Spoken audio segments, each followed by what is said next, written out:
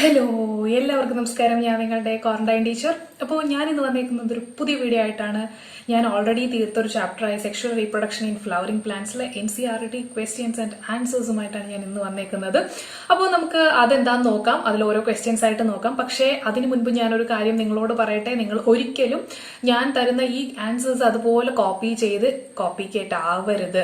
നിങ്ങൾ സ്വന്തമായിട്ട് ആൻസർ എപ്പോഴും കണ്ടുപിടിക്കാൻ ശ്രമിക്കുക. നിങ്ങൾ അത് എഴുതുക, അതിനുശേഷം ഈ വീഡിയോ കാണുക, അതിനുശേഷം ഈ വീഡിയോ കണ്ടിട്ട് നിങ്ങൾക്ക് ആഡ് ചെയ്യാനുള്ള പോയിന്റ്സും ആഡ് ചെയ്യുക. അല്ലാതെ ഇത് കോപ്പി ചെയ്ത് ഒരിക്കലും എഴുതരുത്.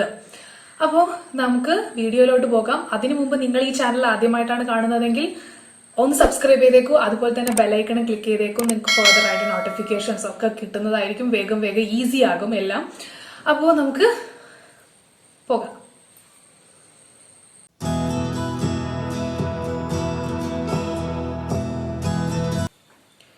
അപ്പോൾ നമുക്ക് ഓരോ ക്വസ്റ്റ്യൻസ് ആയിട്ട് നോക്കാം.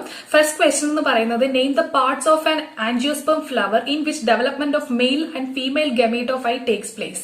അപ്പോൾ ഞാൻ എഴുതിയേക്കുന്ന ആൻസർ ഫസ്റ്റ് വായിക്കാം. The male gametophyte or the pollen grains develop inside the pollen chamber of anther, whereas the female gamete of ite develops inside the nucellus of ovule from the functional megaspore. നമുക്കിത് അറിയാനുള്ള കാര്യമാണ്. Mail gamete of IIT എവിടെ നിന്നാണ് form ചെയ്യുന്നത്? മൈക്രോസ്പൊറാഞ്ചിയത്തിൽ നിന്നാണ് form ചെയ്യുന്നത്. അതായത് ആന്തറിനകത്തുള്ള pollen ചേംബറിൽ നിന്നാണ് ഉണ്ടാകുന്നത്. എന്നാൽ ഫീമെയിൽ ഗമീറ്റ് ആണെങ്കിലോ ന്യൂസെല്ലസിലുള്ള ഒരു ഫങ്ഷണൽ മെഗാസ്പോർ മദർ സെല്ലിൽ നിന്നാണ് ഫങ്ഷണൽ മെഗാസ്പോറിൽ നിന്നാണ് ഫീമെയിൽ ഗമീറ്റോഫൈറ്റ് ഫോം ചെയ്യുന്നത്. അപ്പോൾ നെക്സ്റ്റ് ക്വസ്റ്റ്യൻ എന്ന് പറയുന്നത് differentiate between microsporogenesis and megasporogenesis. Which type of cell division occurs during these events? Name the structures formed at the end of these two events. Okay, question simple ആണ്. First differentiate between megasporogenesis and microsporogenesis. ഞാൻ ഈ class എടുത്ത് ഞാൻ microsporogenesis megasporogenesis എന്ന് പറഞ്ഞ് separate video ചെയ്തിട്ടുണ്ട്. നിങ്ങളത് കണ്ടിട്ടില്ലെങ്കിൽ പോയിച്ചൊന്ന് കാണുക. ഞാൻ അതുകൊണ്ടാണ് സ്പീഡിൽ പോകുന്നത്. നിങ്ങൾ ആ ഒരു വീഡിയോ ക്ലാസ് എല്ലാം കണ്ടിട്ട് ഈ ഒരു വീഡിയോ കാണുന്നതിന്റെ ബേസിസിലാണ് ഞാനിപ്പോ ഇതെല്ലാം പറയുന്നത്. What is microsporogenesis? It is the process of formation of microspore tetrad from the microspore mother cell through meiosis. അതായത് മൈക്രോസ്പോർ മദർ സെല്ലിൽ നിന്ന് മൈക്രോസ്പോർ ടെട്രാഡ് പോളൻ ഗ്രെയിൻ ഉണ്ടാകുന്ന ആ ഒരു പ്രോസസ്സിനെയാണ് മൈക്രോസ്പോറോജനസിസ് എന്ന് പറയുന്നത്. Then what is megasporogenesis? It is the formation of 4 megaspore from a megaspore mother cell in the region of nucellus through meiosis. ന്യൂസെല്ലസിൽ നിന്ന് ഒരു ഫങ്ഷണൽ മെഗാസ്പോർ മദർ സെൽ ഉണ്ടായി. അത് മിയോസിസ് ഒക്കെ നടന്ന് അവസാനം 4 മെഗാസ്പോർ ഉണ്ടായി. ആ ഒരു പ്രോസസ്സിനെയാണ് പറയുന്നത് മെഗാസ്പോറോജനസിസ് എന്ന്. അപ്പോ ഈ മൈക്രോസ്പോറോജനസിസ് എവിടെയാണ് നടക്കുന്നത്? മൈക്രോസ്പോറോജനസിസ് നടക്കുന്നത് പോളൻ സാക്കിനകത്താണ് നടക്കുന്നത്. അതുപോലെ തന്നെ മെഗാസ്പോറോജനസിസ് ഓവ്യൂളിനകത്താണ് ഇരിക്കുന്നത്. അപ്പൊ നമുക്ക് ഇതിന്റെ 2 ക്വസ്റ്റ്യന്റെ ആൻസേഴ്സ് നമുക്ക് കിട്ടി. 2 ഫുൾ ക്വസ്റ്റ്യന്റെ ആൻസേഴ്സ് നമുക്കിത് കിട്ടി. The next question, arrange the following terms in correct developmental sequences. നിങ്ങൾക്ക് തന്നെ അറേഞ്ച് ചെയ്യാൻ പറ്റുന്നതേ ഉള്ളൂ. ഫസ്റ്റ് ഫോം ചെയ്യുന്നത് എന്താണ്? സ്പോറോജീനസ് ടിഷ്യൂസ് ആണ്. ഞാൻ പറഞ്ഞു കോമ്പാക്ട്ലി ഹോമോജീനസ് സെൽസ് ആണെന്ന് ഞാൻ പറഞ്ഞു. അത് കഴിഞ്ഞതിന് ശേഷം അതിൽ നിന്ന് ആര് ഫോം ചെയ്യുന്നുണ്ട്? പോളൻ മദർ സെൽ ഫോം ചെയ്യുന്നുണ്ട്. അതായത് മൈക്രോസ്പോർ മദർ സെൽ ഫോം ചെയ്യുന്നുണ്ട്. അത് പിന്നെ ഡിവിഷൻസ് എല്ലാം കഴിഞ്ഞിട്ട് ആരാണ് ഫോം ചെയ്യുന്നത്? മൈക്രോസ്പോർ ടെട്രാഡ് ഉണ്ടാകുന്നു. ഈ എല്ലാ മൈക്രോസ്പോർ ടെട്രാഡ്, ഇപ്പൊ 4 മൈക്രോസ്പോർ ടെട്രാഡ് ഫോം ചെയ്യുന്നുണ്ട്. അതുകൊണ്ടാണ് ടെട്രാഡ് എന്ന് പറയുന്നത്, സോറി. അപ്പോൾ ഫോം ചെയ്യുന്നുണ്ട്. അത് 4 മെയിൽ ഗമീറ്റ് ആയിട്ട് മാറുന്നുമുണ്ട്. അപ്പൊ ഇങ്ങനെയാണ് നമ്മൾ ആ ഒരു കഥ പോകുന്നത്. ഇങ്ങനത്തെ ബേസിസ് തന്നെ അറേഞ്ച് ചെയ്യുക. അപ്പോ next question, write a neat label diagram describe the parts of typical angiosperm ovule. Text ബുക്കിലുള്ള പടമാണ്, പിക്ചറാണ്. ഞാനിത് വരച്ചിട്ടുണ്ട്. ക്ലിയർ ആണോ എന്ന് എനിക്ക് അറിയത്തില്ല, നോക്കിക്കോളൂ. അപ്പൊ ഇതിലെ പാർട്സ് ഞാൻ അടയാളപ്പെടുത്തിയിട്ടുണ്ട്. അതിൽ ഓരോ പാർട്സും നിങ്ങൾക്ക് ഞാൻ വിശദമായിട്ട് ക്ലാസ് എടുത്തിട്ടുള്ളതാണ്. So what is funicle? Funicle എന്ന് പറയുന്നത് it is a stroke like structure which represent the point of attachment to the from placenta to ovary. അതായത് പ്ലാസന്റേനെ ഓവറിനെ തമ്മിൽ കണക്ട് ചെയ്യുന്ന ഒരു സ്റ്റോക്ക് ലൈക്ക് സ്ട്രക്ചർ ആണ് ഫ്യൂണിക്കിൾ എന്ന് പറയുന്നത്. ഇപ്പോ ഇത് പ്ലാസന്റ ആണെന്ന് സങ്കല്പിക്കുക. ഒന്നുമില്ലല്ലോ കാണിക്കാൻ. ഇതൊരു ഓവറി ആണെന്ന് സങ്കല്പിക്കുക. അപ്പോ ഇങ്ങനെയാണെങ്കിൽ ഇത് രണ്ടിനെ കണക്ട് ചെയ്യുന്ന ഈ ഒരു സ്ട്രക്ചർ, ഈ ഒരു ഗ്യാപ്പ് ഇല്ലേ, അവിടെ കണക്ട് ചെയ്യുന്ന ആ ഒരു പോർഷനാണ് ഫ്യൂണിക്കിൾ എന്ന് പറയുന്നത്. അപ്പൊ അടുത്ത പാർട്ട് എന്ന് പറയുന്നത് hilum. Hilum is the point where funicle attaches to the body of the ovule. അതായത് ഇപ്പൊ ഞാൻ സ്റ്റോക്ക് ലൈക്ക് സ്ട്രക്ചർ കാണിച്ചു തന്നു. അതുപോലെ തന്നെ ഓവ്യൂളിന്റെ ബോഡിയാണിത്. അതും ഫ്യൂണിക്കിളിനെ തമ്മിൽ നടുക്ക് കണക്ട് ചെയ്യിപ്പിക്കുന്നതാണ് ഹൈലം എന്ന് പറയുന്നത്. ഇതിൽ ഞാൻ വിശദമായിട്ട് ക്ലാസ് എടുത്തതാണെന്നും വിശദീകരിക്കേണ്ട ഒരു ആവശ്യമില്ല, നിങ്ങൾക്ക് എല്ലാം അറിയാന്നുള്ളതാണ്. So next one, what is integuments? Integuments എന്താണ്? ഓവ്യൂൾസിനെ സറൗണ്ട് ചെയ്തിട്ടുള്ള ഔട്ടർ ലെയേഴ്സ് ആണ് ഇന്റഗ്യുമെന്റ്സ് എന്ന് പറയുന്നത്. ഔട്ടർ ഇന്റഗ്യുമെന്റ്സ് ഉണ്ട്, ഇന്നർ ലെയറും ഉണ്ട്. ഇത് രണ്ടും എന്താ ചെയ്യുന്നത്? എംബ്രിയോനെ പ്രൊട്ടക്ട് ചെയ്യുന്നു, അത്രേ ഉള്ളൂ. സോ വാട്ട് ഈസ് അടുത്ത പോർഷൻ എന്ന് പറയുന്നത്, അടുത്ത മാർക്ക് എന്ന് പറയുന്നത് മൈക്രോപൈലാണ്. മൈക്രോപൈല എന്തെന്ന് പറയുന്നത് എന്താണ്? ഒരു നാരോ പോർ ആണ്, അതുപോലെ നാരോ ഓപ്പണിംഗ് ആണ്. ഇന്റഗ്യുമെന്റ്സ് എല്ലാം കൂടി ഫോം ചെയ്യുന്നതിന്റെ ആ ഒരു നടുക്കൊരു പോർഷൻ ഗ്യാപ്പ് ആയിട്ട് ഇരിക്കുന്ന ആ ഒരു ഏരിയയാണ് മൈക്രോപൈൽ എൻഡ് എന്ന് പറയുന്നത്. ഇവിടെ കൂടിയാണ് ആര് പോകുന്ന പോളൻ ട്യൂബ് വളർന്നിട്ട് അതിനകത്ത് കയറുന്നത് മൈക്രോപൈൽ എൻഡിൽ കൂടെയാണ്. പോളൻ മെയിൽ ഗമീറ്റ്സ് എല്ലാം എൻ്റർ ചെയ്യുന്നത് ഇവിടെ കൂടിയാണ്. അടുത്തതെന്ന് പറഞ്ഞാൽ ന്യൂസെല്ലസ്. ന്യൂസെല്ലസ് എന്ന് പറയുന്നത് it is a mass of parenchymatous tissues. അതായത് ഇന്റഗ്യുമെന്റ്സിനെ ചുറ്റും കവർ ചെയ്തിരിക്കുന്ന ഒരു കുറെ സെൽസുകളാണ് ന്യൂസെല്ലസ് എന്ന് പറയുന്നത്. അതും എന്താണ്? എംബ്രിയോയുടെ ന്യൂട്രീഷൻ മെയിൻറ്റെയിൻ ചെയ്യുന്നത്, കൊടുക്കുന്നതും ഒക്കെ ന്യൂസെല്ലസ് ആണ്. അടുത്ത എൻഡാണ് ചെലാസൽ എൻഡ്. അതായത് ബേസ് വള്ളൺ പോർഷനാണ് ചെലാസൽ എന്ന് പറയുന്നത്. അവിടെ നിന്നാണ് ഇന്റഗ്യുമെന്റ്സ് ഇങ്ങനെ ഒറിജിൻ ചെയ്യുന്നത്. അപ്പോൾ ആ ഒരു പിക്ചർ മനസ്സിലായെന്ന് വിശ്വസിക്കുന്നു. The next question, what is meant by monosporic development of female gametophyte? നല്ലൊരു ക്വസ്റ്റ്യൻ ആണിത്. What is monosporic development? അതായത് ഞാൻ എഴുതിയേക്കുന്ന ആൻസർ വായിക്കാം. The female gametophyte or the embryo sac develops from a single functional megaspore. This is known as monosporic development. അടുത്ത് എഴുതിയിരിക്കുന്നതിന്റെ വിശദാംശമായിട്ട് ഞാനിപ്പോ പറയുകയാണ്. ഫസ്റ്റ് എന്താ നടക്കുന്നത്? ഒരു സിംഗിൾ മെഗാസ്പോർ മദർ സെല്ല് ന്യൂസെല്ലസിലുള്ള, അതായത് മൈക്രോപൈലർ എൻഡിലിരിക്കുന്ന ന്യൂസെല്ലസിലുള്ള, അവിടെ ഫുൾ ന്യൂസെല്ലസ് ആണ് ഇരിക്കുന്നത്, അതിലുള്ള ഒരു സെല്ല് ഫങ്ഷണൽ ആയിട്ട് മാറും. അത് മെഗാസ്പോർ മദർ സെല്ലാവും. അവിടെ മിയോസിസ് എല്ലാം നടന്നിട്ട് 4 ഹാപ്ലോയിഡ് മെഗാസ്പോർസ് ഫോം ചെയ്യും.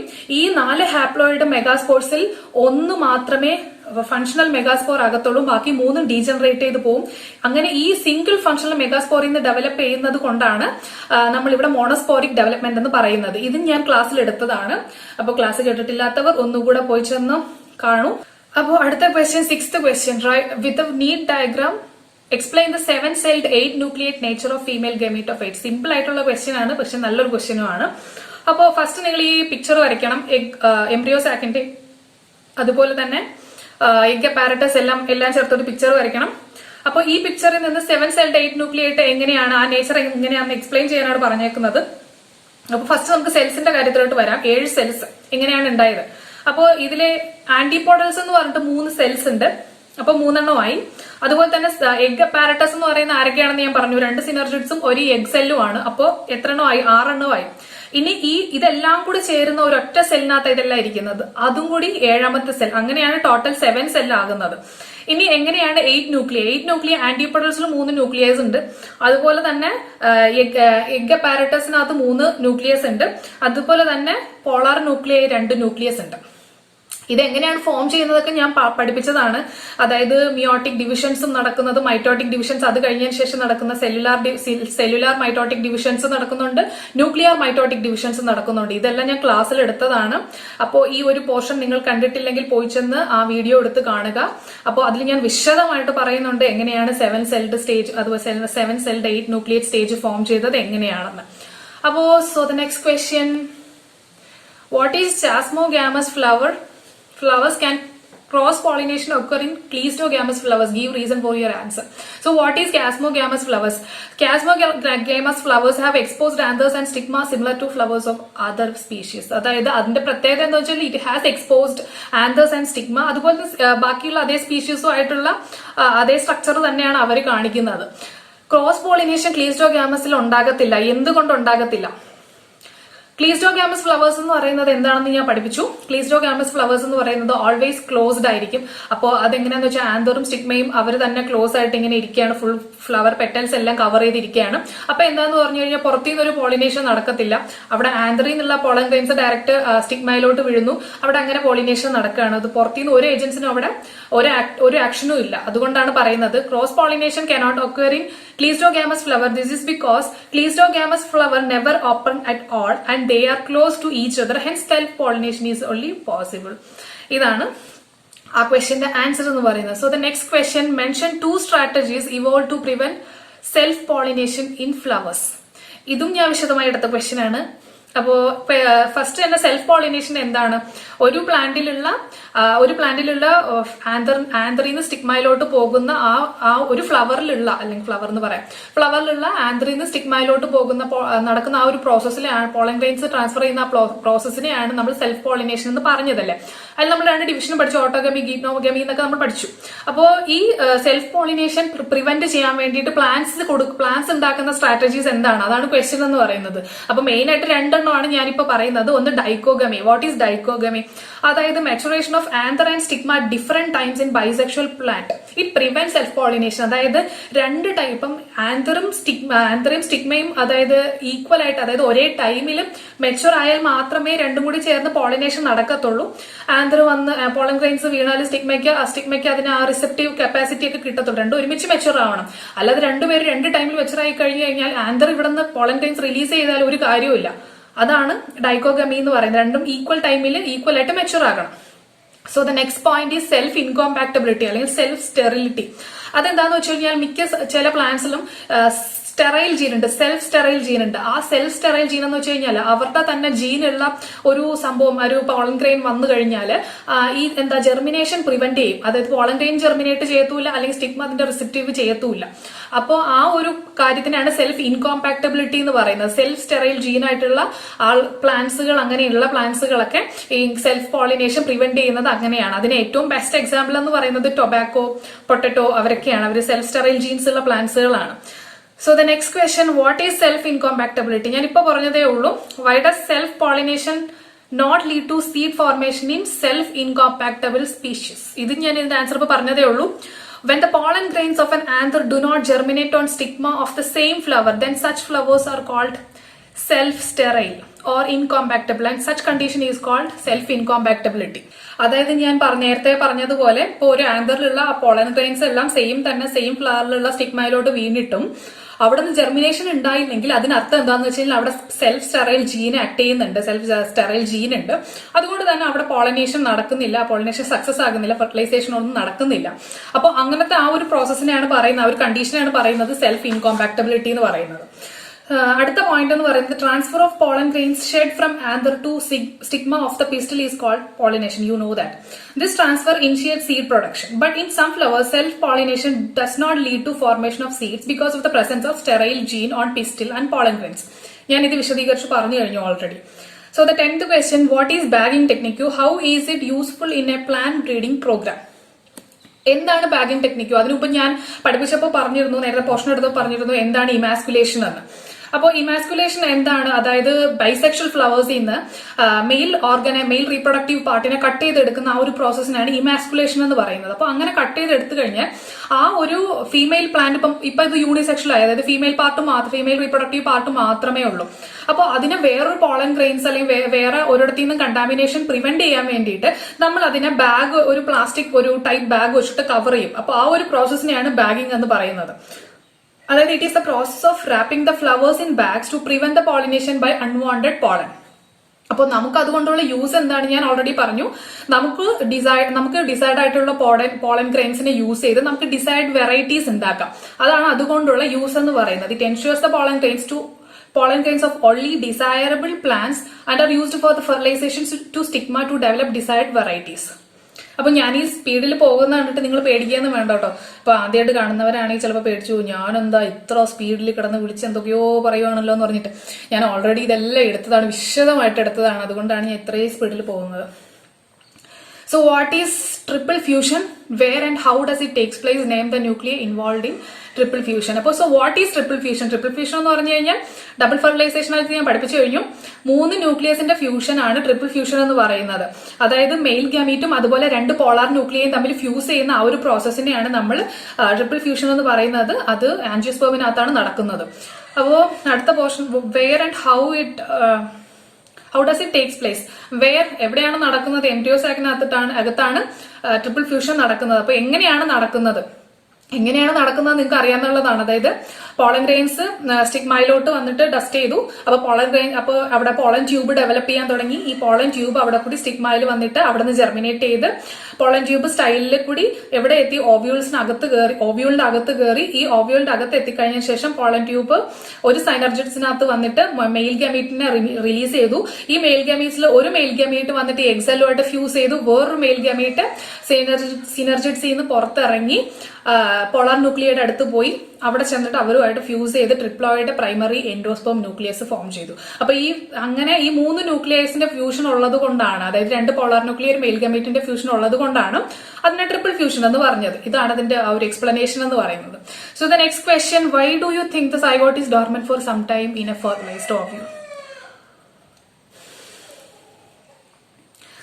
Zygote after a period of rest develops into embryo. Most zygote remains dormant till certain amount of endosperm forms. This provides assured nutrition to the developing embryo.